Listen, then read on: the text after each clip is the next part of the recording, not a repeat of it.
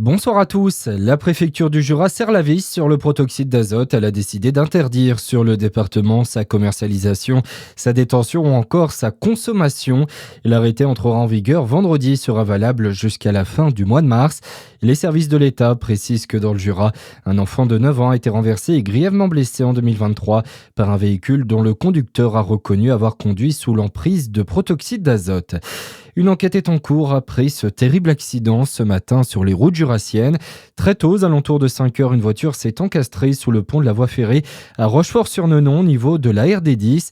Le véhicule était seul en cause, à bord un homme d'une trentaine d'années qui n'a pas pu être sauvé par les secours. Les circonstances de cet accident mortel restent à déterminer. Ce rappel de la gendarmerie de la Côte d'Or, si vous avez la chance de vous absenter pendant les fêtes de fin d'année, vous pouvez bénéficier gratuitement de l'opération Tranquillité Vacances. Le principe est simple. Pendant votre absence, les forces de l'ordre effectuent des passages réguliers aux abords de votre habitation afin de détecter toute anomalie. Il faut bien penser à vous inscrire en revanche. Un skatepark flambant neuf a vu le jour à Lons-le-Saunier. Il a été inauguré la semaine dernière à la croisée du stade municipal et du parc des Bains. Ce projet 100% local répond directement à la demande des pratiquants, dont certains ont contribué eux-mêmes à sa création. Le maire Jean-Yves Ravier se réjouit de ce nouvel espace de glisse au micro de Charlie Chevasson. Ça a été fait de concert avec un pratiquant principalement, pas que lui, mais avec des pratiquants, on va dire, oui, pour arriver à faire un lieu qui convienne à ce qu'il voulait. Je pense que c'est important parce que c'est un peu spécifique comme sport, donc c'est bien de s'appuyer sur les gens qui connaissent le sport. C'est un projet entièrement municipal, oui, avec une aide de la région de 20 000 euros, une aide du département de 20 000 euros. On attend une aide peut-être de l'État par le biais de la DETR, mais c'est au total un projet qui est évalué à 390 000 euros. Et en plus du skatepark, une piste de pump track a également été installée.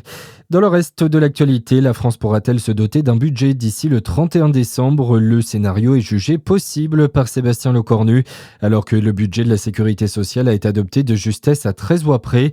Pour le budget de l'État, les discussions se poursuivront le mois prochain si le Sénat et l'Assemblée ne parviennent pas à un accord.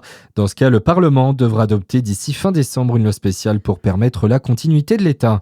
Nicolas Sarkozy en librairie, l'ancien président publie aujourd'hui Journal d'un prisonnier où il raconte ses 3 semaines en prison après sa condamnation dans le procès libyen.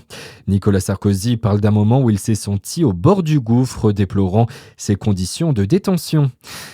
Et puis en foot, suite et fin de la 6e journée de la Ligue des Champions ce soir.